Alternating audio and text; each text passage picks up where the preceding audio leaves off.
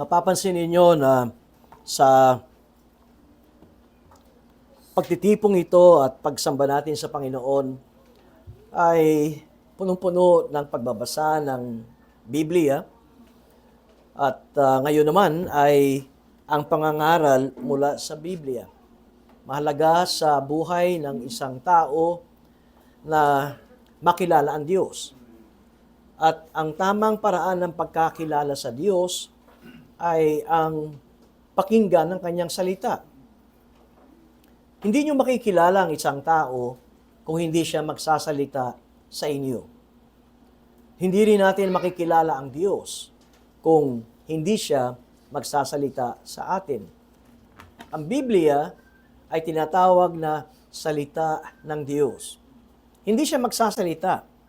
Pero kapag ito ay ating binasa, mababasa natin ang salita ng Diyos. Kaya ganito ang gawain sa munting panambahang ito na ang sentro ng gawain ito ay ang pagsamba sa Diyos at ang pakikinig ng salita ng Diyos. Ilang araw na lamang ay magdiriwang na ang buong mundo ng tinatawag nating Kapaskuhan. At kapag sinasabing Pasko, ano ba ang nasa isipan natin? Na mayroong isang sanggol na isinilang sa Bethlehem at siya ay isinilang ng isang birhen. Ang ibig sabihin, ito ay isang babae na hindi nakaranas ng sexual na pagsisiping sa kanyang asawa. Siya ay isang birhen. At nagsilang ang isang dalaga at isang birhen. Paano nangyari na mayroong sanggol na naisilang ng isang birhen na walang tatay? Ito ang siyang ipinahayag ng anghel ng Diyos nang sinabing, ikaw ay maglilihi, at alam niyo marahil ang tinutukoy ko ay walang iba kundi si Maria. Kahapon, meron akong narinig na mga paputok, yung mga kwitis. Alam niyo dito kapag may mga nagpapaputok ng kwitis, kung hindi may piyesta, ay mayroong mahalagang okasyon o bagay na mayroon. Ngunit, aking iniisip, bakit maraming mga fireworks o mga kwitis yun na sunod-sunod na nagpapaputok? Iniisip ko, ano ba meron sa kalendaryo kung bakit mayroong ganun? Wala namang piyesta. Wala namang mahalagang araw ng patron o ng santo dito sa lugar na ito. At bigla ko naisip na ito ay ang pagdiriwang ng pagpapahayag kay Maria na siya ay maglilihi ng isang sanggol na lalaki. Yung tinuturo sa Katoliko, sa paaralang Katoliko, sa simbahang Romano-Katoliko, na yung Annunciation. Pagpapahayag ng isang birhen ay magsisilang. Ngayon, isipin ninyo, kung babalik tayo sa panahong yaon, at kung ikaw ay babae, at nakatakda pa lamang kayong mag-asawa, ikakasal, ng ang ngalan ng mapapangasawa ni Maria ay si Jose, si Joseph. At biglang ang sasabihin ng isang anghel sa iyo, ikaw ay magbubuntis. Ikaw ay magkakaroon ng isang anak na lalaki. Ngayon, kung kayo ay babaeng hindi pa nasisipingan, virgin, at biglang ikaw ay mabubuntis, ano ang isipin mo? Ang isipin mo, ito ay isang bagay na katawa-tawa, ito ay isang bagay na di ka panipaniwala. Ang alawa, ano ang sasabihin ng aking mapapangasawa? Nakatakda pa lamang silang mag-asawa. At anong sasabihin ng aking mga kamag-anakan? At anong sasabihin ng aking mga kababayan na hindi pa man kami kinakasal, buntis na ako. Kung kayo naman ang lalaking ikakasal, kung kayo ay si Jose, at biglang makita mo at sabihin sa iyo ng mapapangasawa mong, ako ay magsisilang ng isang lalaki, ako ay maglilihi, ano isipin mo? Ang isipin mo, nasa lisihan ako. Ang isipin mo na hindi tapat itong babaeng ito sa akin. Isipin mo, nahihiwalayan ko siya ng palihim. Ang batas sa mga Hudyo noong araw, kapag ka ikaw ay nakitaan na ikaw ay buntis, na hindi ka pa ikinakasal, na kayo ay nakatakdang ikasal, at pagkatapos lumalaki na ang iyong tiyan, ang parusa niyan ay kamatayan.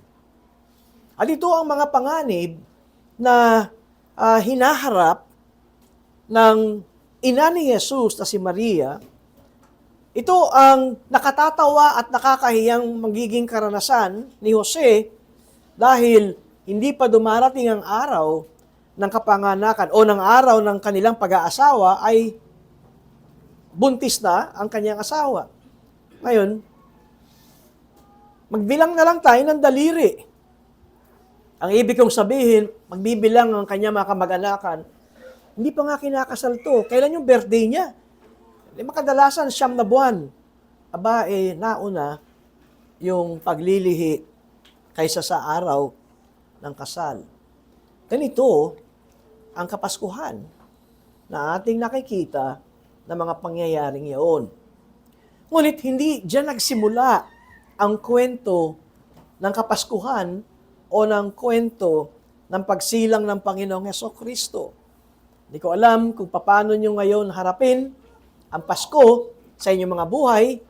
Ang iba ay maraming balikbayan na umuwi ng Pilipinas para sabihin nilang family reunion.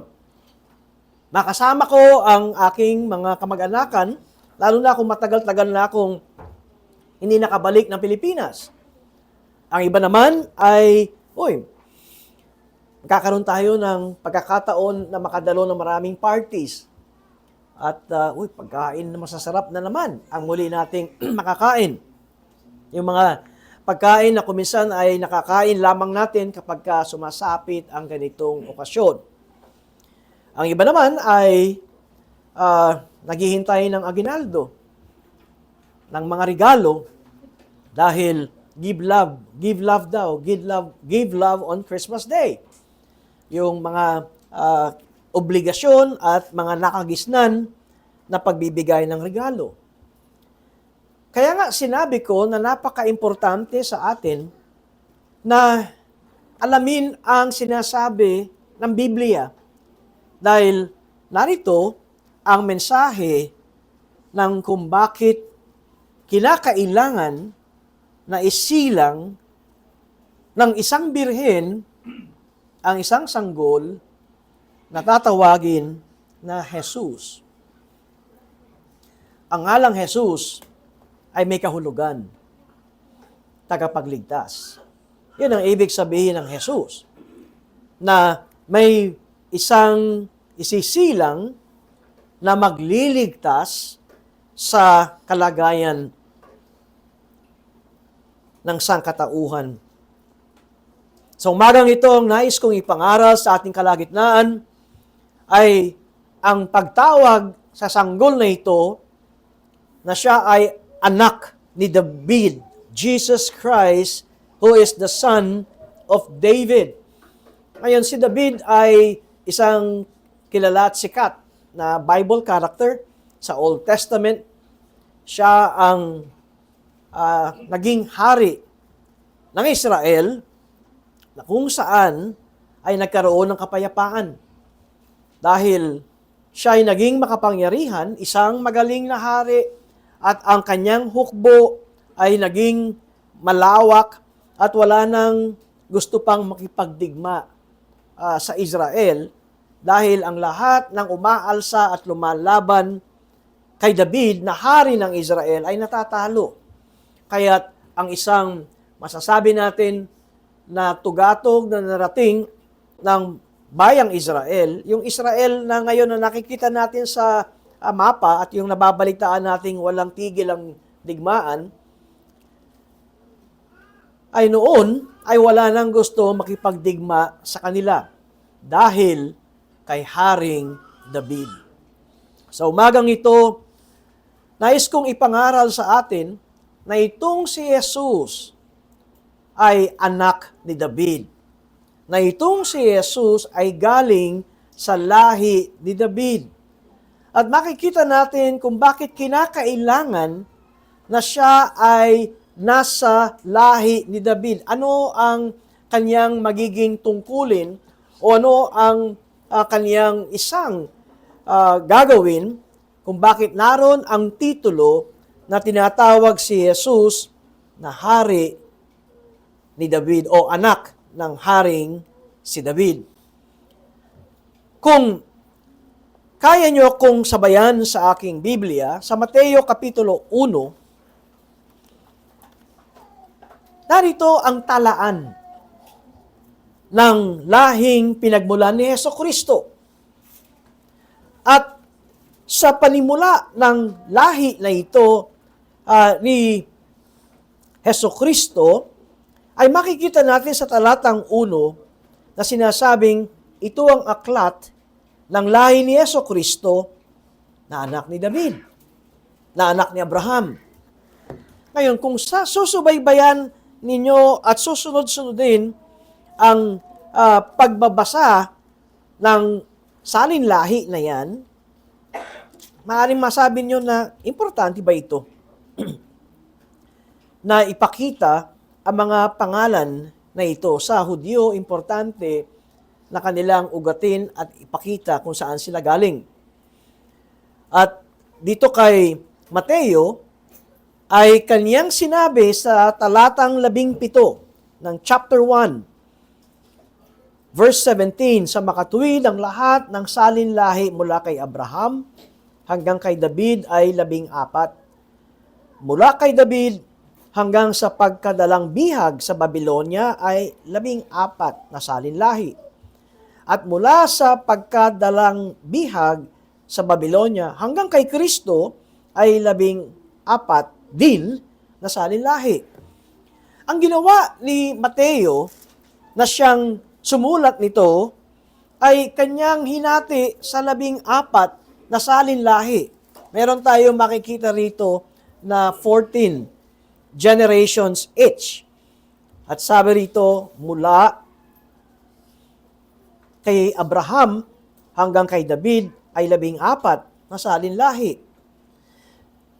Kung titignan natin ito sa matandang tipan, sa 1 Chronicles chapter 1 verse 9, ito yung sunod-sunod na mga pangalan ng salinlahi, meron tayong makikitang hindi nailagay ni Mateo sa mga salinlahing ito. Para bang meron siyang mga tinanggal na mga pangalan. Kung ang pagbabatayan natin ay ang unang kronika, Kapitulo 1 hanggang sa Kapitulo 9. Ngunit, bakit kaya ganito? Ayon sa mga dalubhasa na mayroong pagsasadya, itong si Mateo na tanggalin ang ibang salinlahi mula kay Abraham hanggang kay David dahil ang binabantayan ni Mateo ay ang bilang na 14. Napansin nyo, 14 generations, 14 generations, 14 generations. Mula kay Abraham hanggang kay David, 14 na henerasyon. Mula kay David hanggang pagpunta sa biyag ng Babylonia, 14 na henerasyon. Mula sa paglabas nila sa Babylonia, ito yung bayang Israel. Ito yung kaninang binasa sa Hagay na makita natin na pinabalik ni Haring Ciro ang mga Israelita sa Jerusalem at dito itinayo muli ang templo. Mula sa pagbalik sa bihag na mula sa Babylonia hanggang kay Jesucristo ay 14 na salinlahi, 14 generations.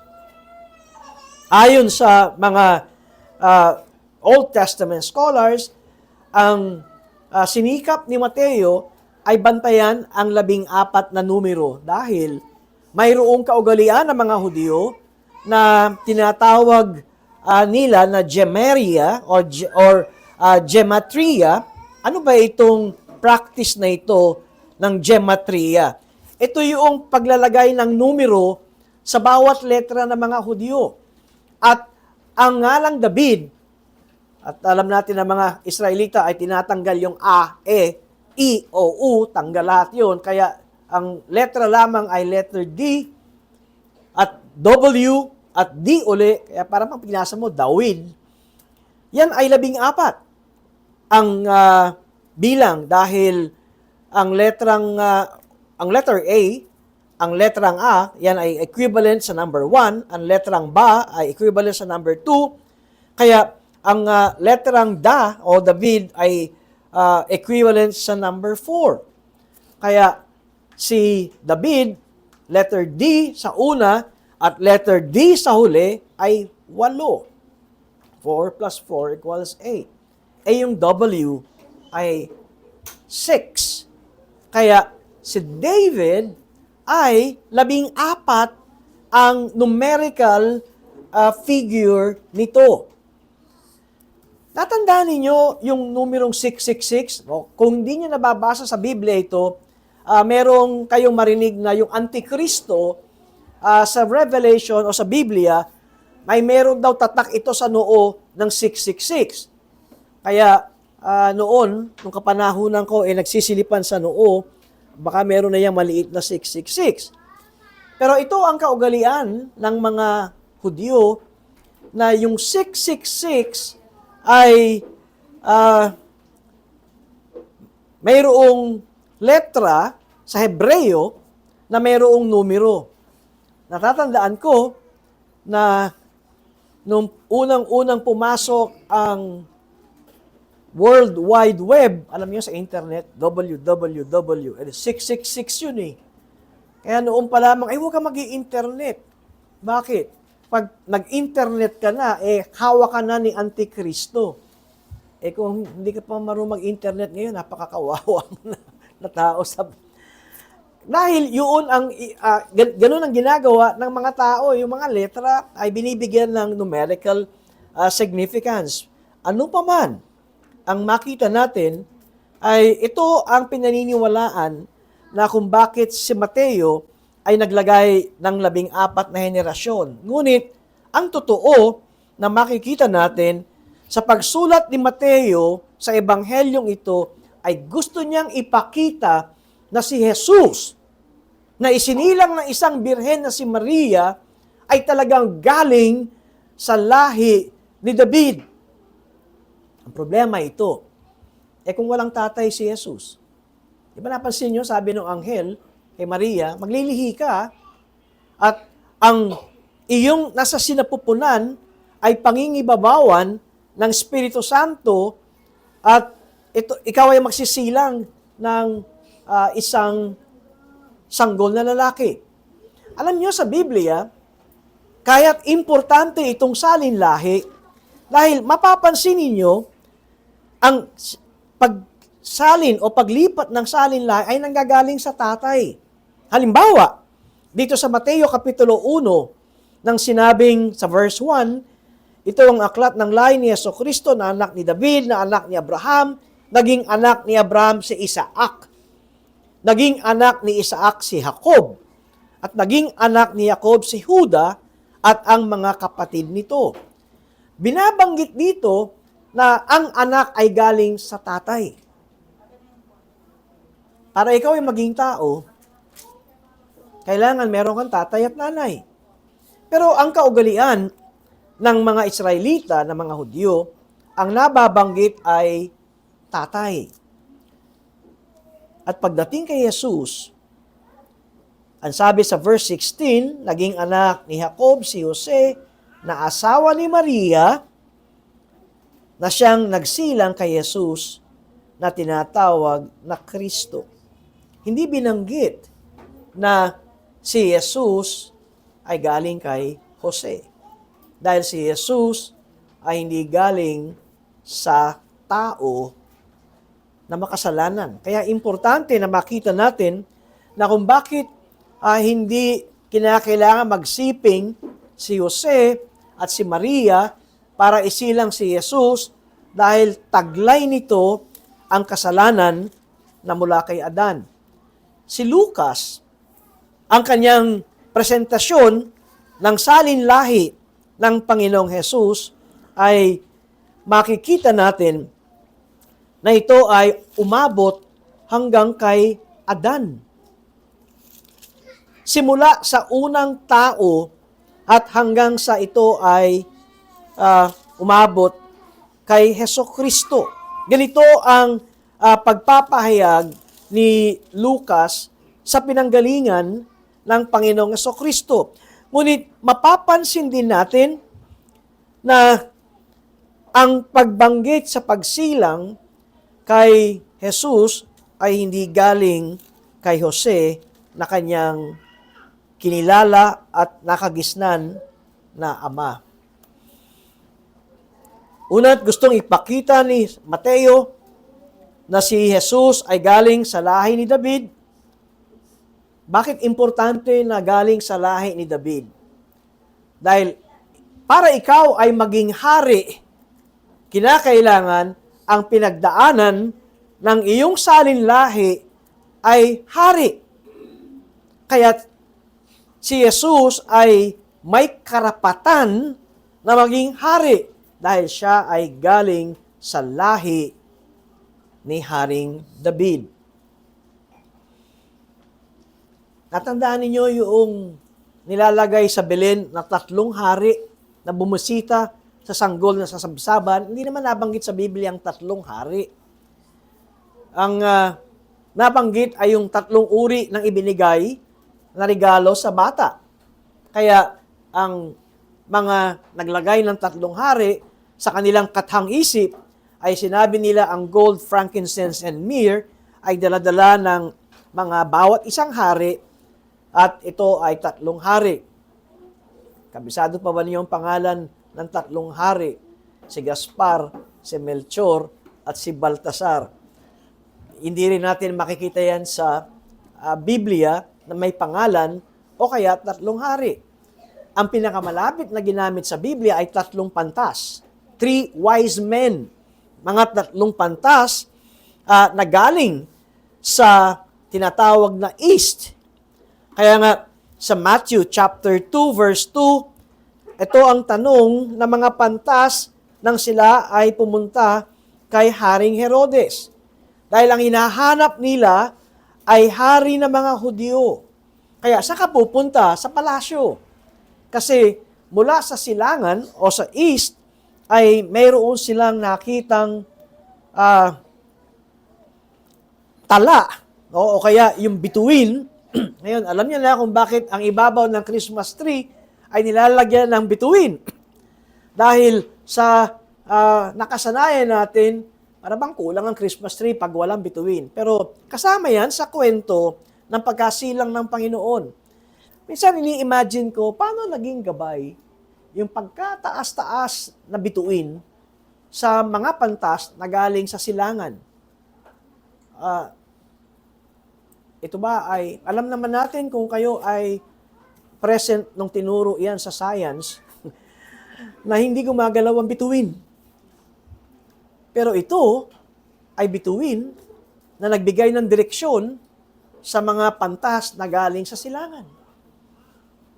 Paano nangyari? Kaya ito ay punong-puno ng mga tinatawag natin na hindi natural at ito ay mga pagkilos dahil kakaiba ang batang ito.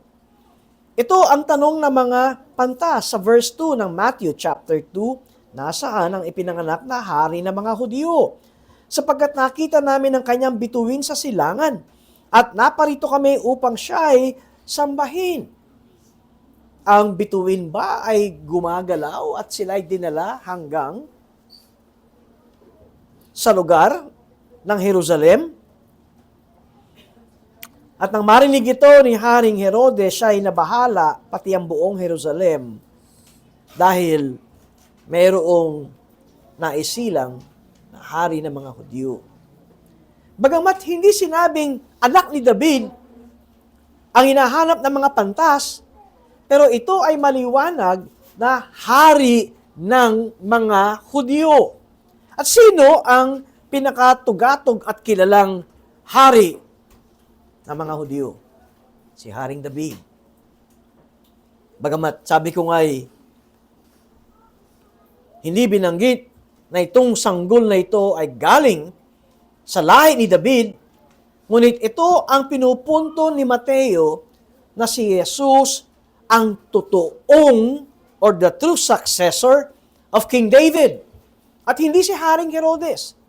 Kaya nababagabag itong si Haring Herodes dahil alam niya na siya ay puppet lamang ng Roman government. Ang Caesar ang naglagay sa kanya diyan sa Jerusalem para maging hari. Pero ang hinahanap ng mga pantas ay ang totoong hari. Nais kong idiin, unang-una na si Jesus ay totoong galing sa lahi ni David.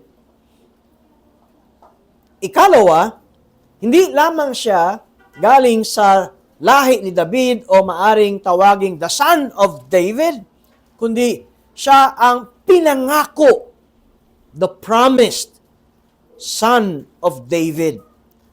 At ano ang magiging tungkulin at gawain ng sanggol na ito?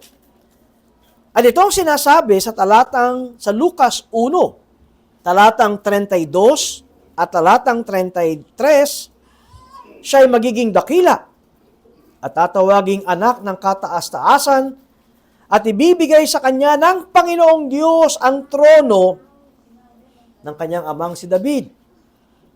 Siya ay maghahari sa sambahayan ni Jacob magpakailanman at hindi magwawakas ang kanyang kaharian. Ito ang hari na magiging walang katapusan ang kanyang paghahari. Siya'y maghahari ng magpakailanman.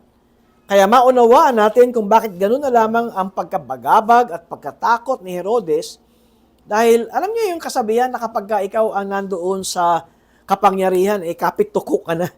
Ayaw mo nang bitawan dahil naranasan mo ng kapangyarihan.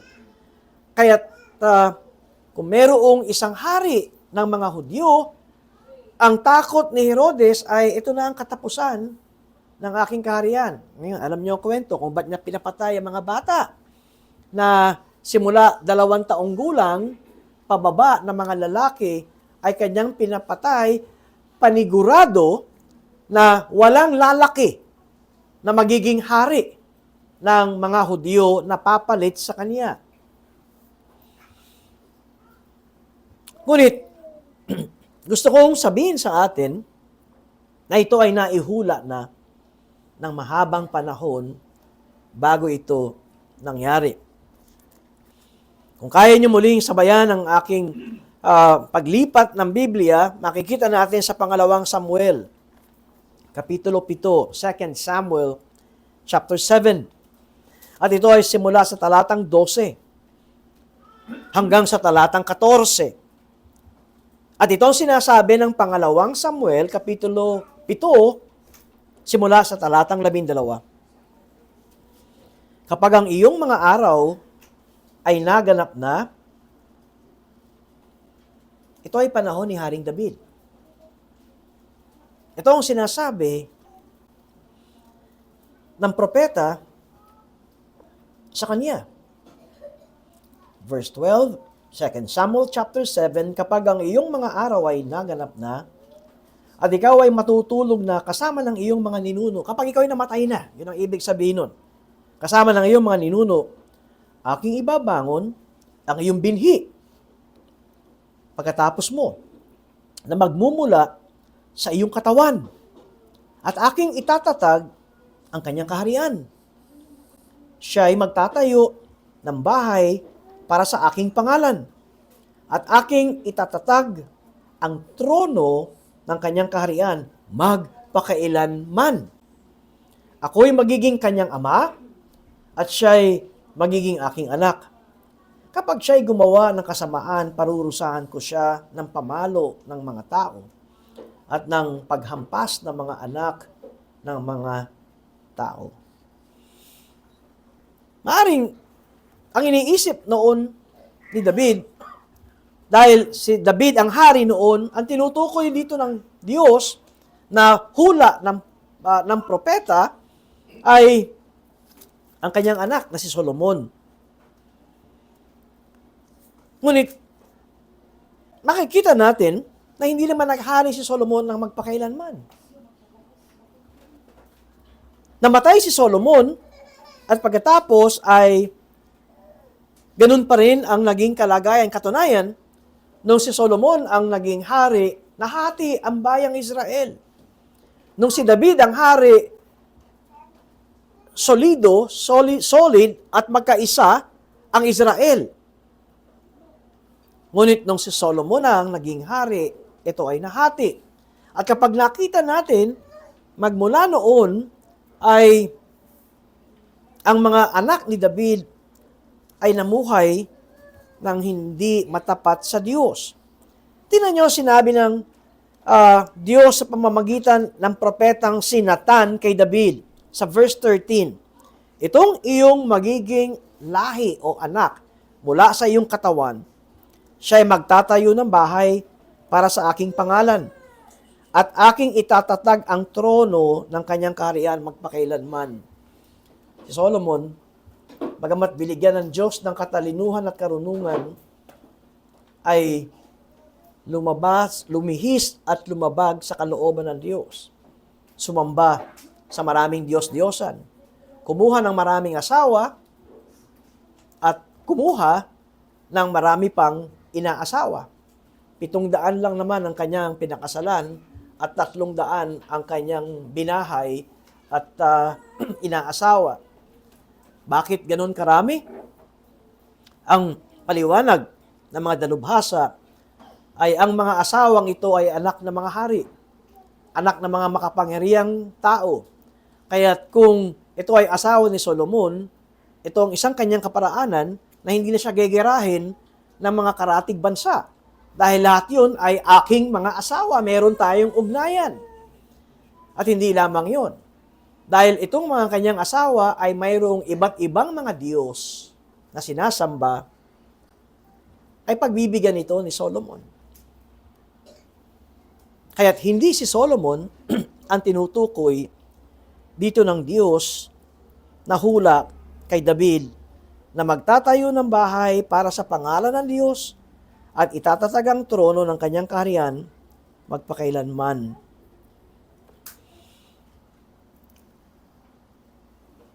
Kapag katinignan natin ang iba pang mga talata sa Biblia, ay ipinapakita na mayroong isang darating na galing sa lahi ni David ang magbibigay na magandang pangako na ito. Kaya't kung ating babasahin itong mga pangyayaring ito, ay makikita na natin pagdating sa bagong tipan, ito ang tawag kay Jesus, anak ni David. Kaya lamang, kung bakit naguguluhan ang mga tao, kung ito na nga ba ang hinihintay nating Mesiyas, paano siya naging anak ni David? Nung siya'y pumasok sa Jerusalem, ano ang kanyang sinakyan na uri ng hayop? Donkey, asno. Ayun yung diretso yung tenga, bansot na kabayo. At kung siya'y anak ng hari ni David, hindi ba't dapat ang kanyang sasakyan ay isang kabayong pandigma? Ganito ang mga mandirigma. Ganito ang hari. Pinakamagandang kabayo, pinakamakisig na kabayo. Ngunit itong si Jesus ay nakasakay sa asno. Pero, nung si Jesus ay pumasok sa Jerusalem, ito yung may palaspas. O kung bakit ang simbang Romano-Katoliko ay mayroong palaspas. Ito yun, yung palaspas. Kumuha ng mga sanga at winagayway ang palaspas, ang iba'y nilagay sa daaraanan ng asno. Parang wala tayo dito nun. Hindi pa ako nakakita ng asno, donkey. Kabayo meron. Pero imagine na lamang ninyo, bansot na kabayo. Tapos malalaki ang paa. Ito ay ginagamit na pangkarga. Ito ay yung mga kapalit parang baka at kalabaw. Ito ang sinakyan ni Jesus. Pero nagsisigawan ang mga tao, Hosanna! Hosanna! The Son of David! Pero ang iba ay nag-iisip, teka muna, hindi pwedeng maging anak ni David ito. Dahil kung anak ni David yan, nasaan ang kanyang mga sundalo? At ang kanyang mga kasama, mga alagad, ay mga mangingisda, yung mga apostol, at nakasakay sa asno.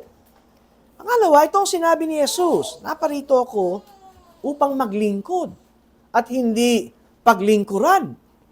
Abay, di ba ang hari ay pinaglilingkuran? Hindi naglilingkod.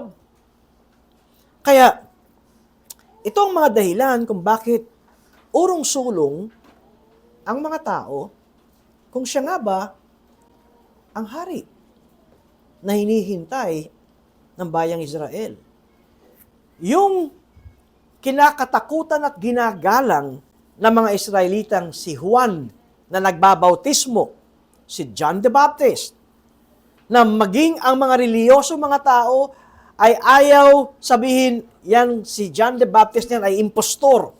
Hindi nila sinasabing at di nila kayang sabihin na si John the Baptist yung nagbabautismo ay impostor.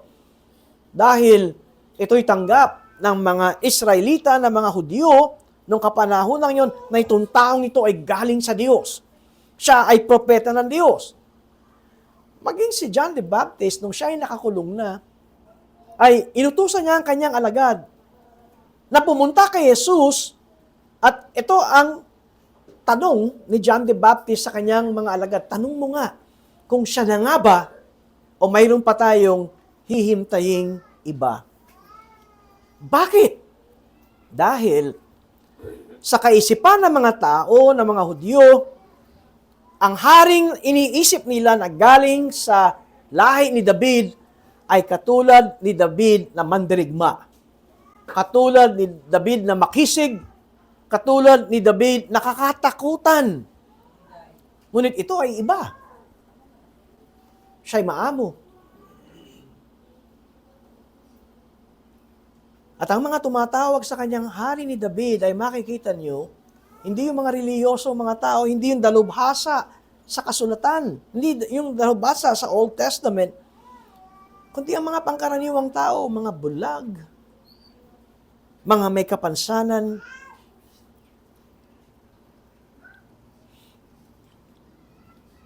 Bakit kinakailangan na sa atin ay maunawaan natin na hindi lamang siya sinilang ng birhen, hindi lamang siya tinatawag na Emmanuel, kundi importante sa atin ang pagpapahayag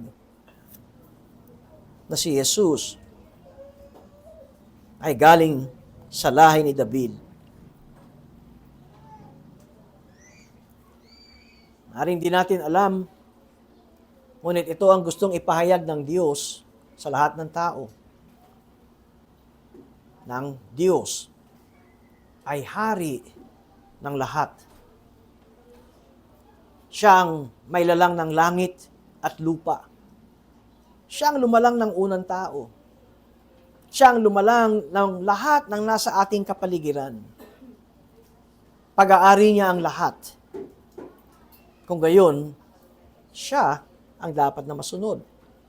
Maaaring hindi natin nakikita ay kung papaano tumakbo ang plano ng Diyos at pagpapakitang siya ay hari. Alam niyo si Adan, nung inilagay ng Diyos si Adan sa Hardin ng Eden, matapos likhain ng Diyos si Adan at hingahan ng hininga ng buhay, nang sinabi ng Diyos kay Adan, pamahalaanan mo ang lahat. Alam ba niyo na si Adan na nagbigay ng pangalan ng lahat ng hayop? Paano? Ano ang magiging tungkulin ni Adan? Siya ang magiging representative, kumakatawan, sa Haring Diyos. Si Adan ang magiging hari ng mga tao, ngunit siya ay nasa ilalim ng Haring Diyos. Kaya nga ang tawag minsan ay vice-regent.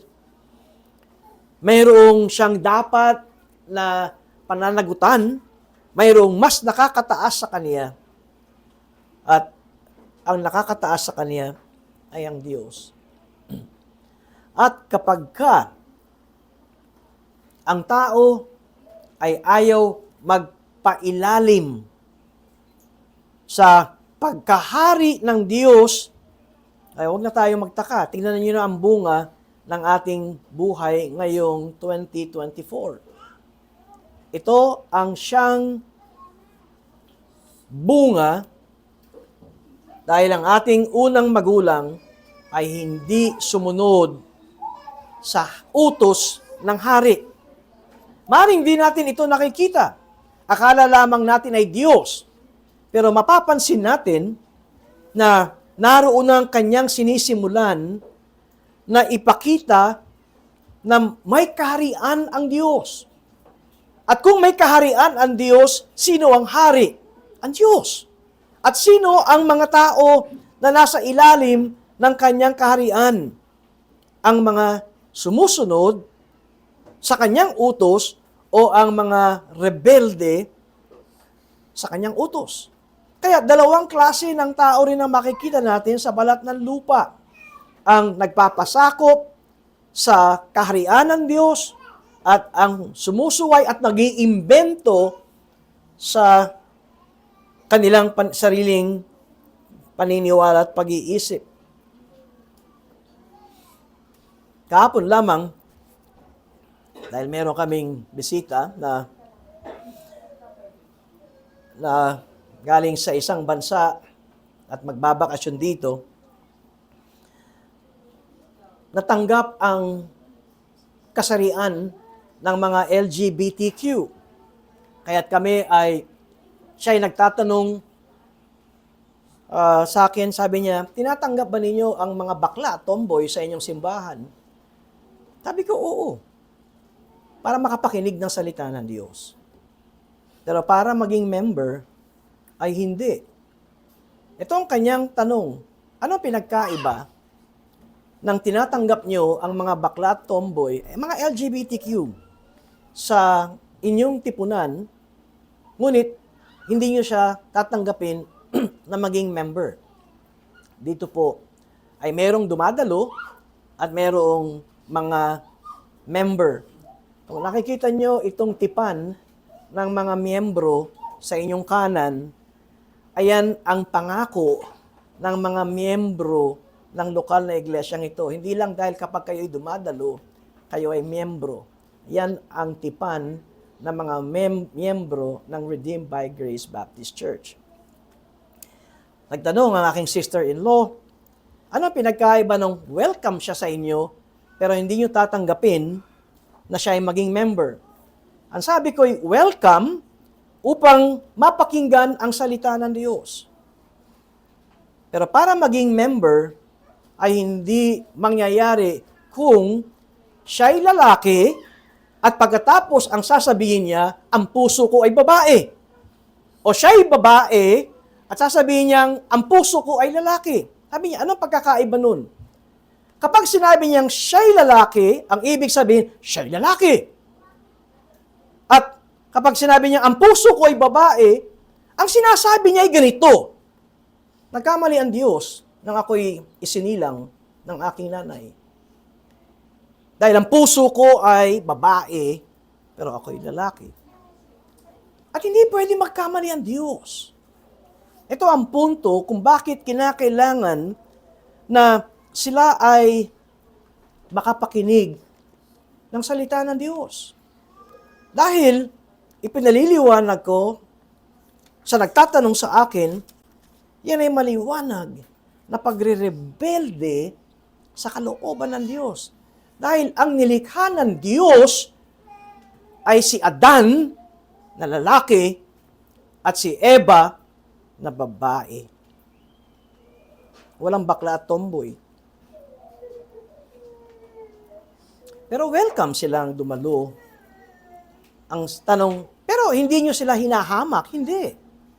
Kinakailangan na makapakinig sila ng salita ng Diyos dahil ito lamang ang tanging paraan na para sila makalaya sa pamumuhay nila na punong-puno ng pagrebelde sa kalooban ng Diyos. Ito ang sinabi ni Apostol Pablo nang siya ay nangangaral sa mga taga-Roma nung kanyang kapanahunan. Sa Roma 1, simula sa talatang 16, sapagkat hindi ko ikinahihiya ang Ebanghelyo, sapagkat ito ang kapangyarihan ng Diyos para sa kaligtasan ng bawat sumasampalataya, una sa Hudyo at gayon din sa Griego. Sapagkat dito ang katuwiran ng Diyos ay nahahayag mula sa pananampalatayang hanggang sa pananampalataya, gaya ng nasusulat.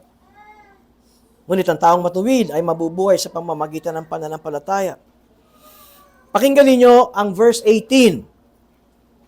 Sapagkat ang puot ng Diyos ay nahahayag mula sa langit laban sa lahat ng kalikuan at kasamaan ng mga tao na sa pamamagitan ng kanilang kasamaan ay pinipigil ang katotohanan. Ito ang sinabi ko sa nagtatanong sa akin kung bakit welcome silang dumalo dito upang marinig nila kapag kayo ay patuloy pa rin namumuhay na ang gusto nyo ay ang gusto ninyo at hindi ang gusto ng Diyos, ang puot ng Diyos ay inyong nararanasan. Sa verse 19, sapagkat ang maaaring malaman tungkol sa Diyos ay hayag sa kanila. Yamang ito'y ipinahayag ng Diyos sa kanila. Mula pang likhain ng sanlibutan, ang kanyang walang hanggang kapangyarihan at pagka-Diyos, bagaman hindi nakikita, ay nauunawan at nakikita sa pamamagitan ng mga bagay na kanyang ginawa upang wala silang maidadahilan. Nang nilikha ng Diyos ang tao, lalaki at babae. Sapagkat kahit kilala nila ang Diyos, siya hindi nila niluwalhati bilang Diyos, ni pinasalamatan man, kundi naging walang kabuluhan sa kanilang mga pangangatwiran at ang puso nila walang katuturan ay nagdilim.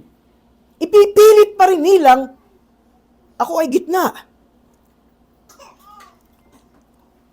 Sa pag-aangking marunong, sila ay naging mga hangal.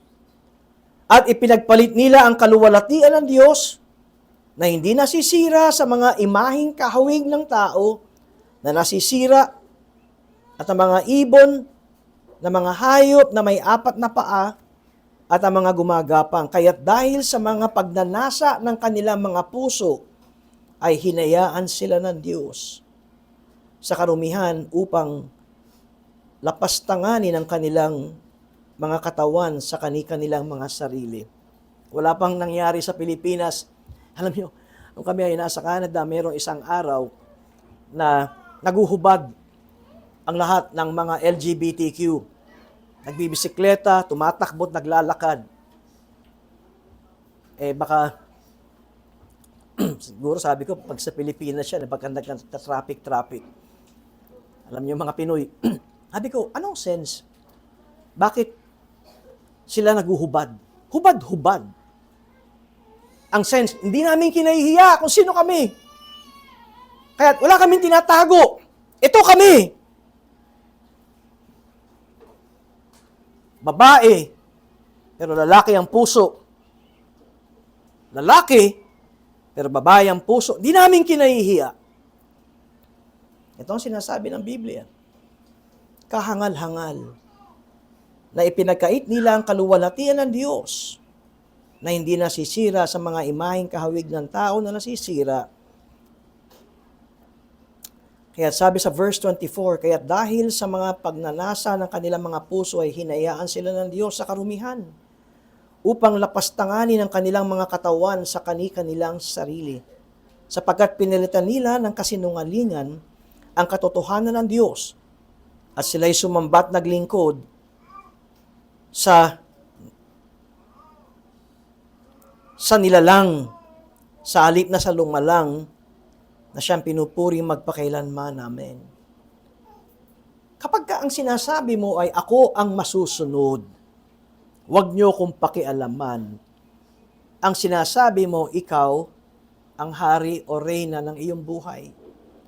Samantalang umpisa pa lamang ay sinasabi ng mayroong hari na may-ari ng langit at lupa na lumalang ng mga ito at mayroon tayong tungkulin na sundin ang hari. At kung tayo ay magpupumilit na tayo ang magiging hari ng ating buhay, ito ang sabi sa verse 26, dahil dito'y hinayaan sila ng Diyos sa mga mahalay na pagnanasa.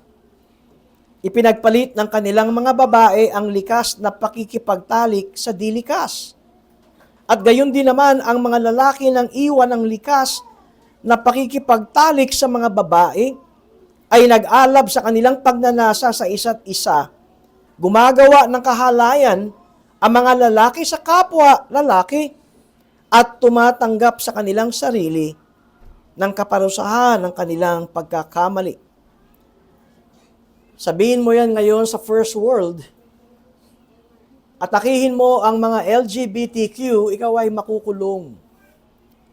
Ang tanong ko, bakit ganito na ang batas ng ating mundo? Huwag nang pakialaman ang buhay ng tao. Kaya't huwag tayo magtaka kung bakit ang sabi sa verse 28, at palibas ay hindi nila minabuting kilalanin ng Diyos. Hinayaan sila ng Diyos sa isang mahalay na pag-iisip upang gawin ang mga bagay na hindi nararapat. Napuno sila ng lahat ng uri ng kasamaan, kalikuan, kasakiman, kahalayan, at puno ng inggit, pagpaslang, pag-aaway, pandaraya, katusuhan, mahihilig sa chismis, mga mapanirang puri, mga napupuot sa Diyos. Alam niyo, kahit ikaw ay palasimba, kahit sabihin mo ikaw ay reliyosong tao, pero ang gusto mo ay yung gusto mo at hindi yung gusto ng hari, ikaw ay kabilang sa mga napupuot sa Diyos. Mga walang pakundangan, mga palalo, mga mapagmataas, mga manggagawa ng masasamang bagay, mga suwail sa magulang, mga hangal, mga hindi tapat sa kanilang mga pangako, hindi mapagmahal, mga walang awa. Kung bakit ganito ang tao sa panahon natin ngayon, ay alam na natin sa kadahilan ng hindi nila kinikilala na ang Diyos ang hari. At ito ang ipinapakita sa atin ni Mateo na ang kanyang pagsulat, narito na, isinilang ang hari ng mga Hudyo. Nagsimula ito sa Jerusalem at siya'y hari pati ng mga hentil na tulad natin. Ito ang mensahe ng Kapaskuhan. Mahabang ilang libong panahon na ang nagdaan na isilang ang isang hari. At ang haring ito ay maamo hanggang sa ngayon. Ngunit sa kanyang pagbabalik, doon sa aklat ng huling Biblia, doon sa aklat ng Revelation o pahayag, alam niyo ba kung ano ng kanyang sasakyan? Puting kabayo. At ang description sa kanya ay may lalabas sa kanyang mga bibig na magkabilang tabak. Nang unang dumating si Jesus, ang kanyang sinakyan ay asno, maamo. Nandun ang kanyang panawagan na lumapit kayong mga nabibigatang lubha at bibigyan ko kayo ng kagaangan. Kung hanggang sa mga huling sandali, tayo ay magmamatigas at magpupumilit na gawin ang ating gusto, ang haharap sa atin ay hindi na maamong Hesukristo, kundi isa ng mandirigma. Isang hahatol sa lahat na nagmamatigas sa kanyang kalooban.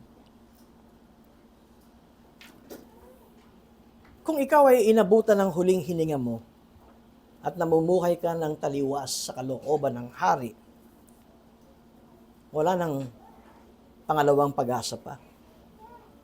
Kahit ipagpatayo ka pa ng nanay at tatay mo ng kapilya, hahatulan ka na pagkatapos mong mamatay. Ang problema, wala nakakaalam kung kailan darating ang ating kamatayan. Napansin ba ninyo? Maaaring hindi ka na magising. Maaaring tumatawid ka sa kalye, bigla kang masagasaan. O maraming maaring mangyari. Isipin lamang natin ito. Kinukonsensya tayo dahil yung konsensyang yan ay ang maliit na tinig ng Diyos. Lahat tayo ay may konsensya. Pero kapag lagi mong binabaliwala ang konsensya mo, alam niyo ang nangyayari? Nagkakakalyo ang konsensya. Nung ako ay nag-aaral maggitara, nung bata pa ako, hindi ako tumatagal. 10 minuto, ayoko na. Alam niyo bakit? Masakit. Yung fretting, masakit, idiin ang kwerdas. At ang sabi, nagtuturo sa akin, tiyagaan mo lang. Tiyagaan mo lang. At napansin ko, meron na akong kalahating oras na nakakapag-gitara. At napansin ko, kaya ko na mag-gitara kahit 1 oras. Ano nangyari? May kalyo na yung aking mga daliri. Kung binabaliwala ninyo ang sinasabi ng konsyensya sa inyo na siyang tinig ng Diyos, darating ang araw kung patuloy na binabaliwala nyo ang konsyensya na yan ay kakalyuhin at di na kayo kokonsensyahin. At kapag kayo'y humarap sa Diyos, kayo'y haharap sa hari na kahit na kayo'y umiyak at maglumuhod at makiusap, tapos na. Ang binigay na pagkakataon sa iyo. Sa ngayon, humihinga pa tayo. Nariyan si Jesus na nananawagan, tumalikod kayo sa inyong kasalanan at ihintunan nyo ang inyong pagre-rebelde sa Diyos. Dumapit kayo kung kayo ay nagsasabing, paano ko babaguhin ang aking buhay? Ang sabi ni Jesus, lumapit kayo, kayong mga nabibigatang lubha, at bibigyan ko kayo ng kapahingahan.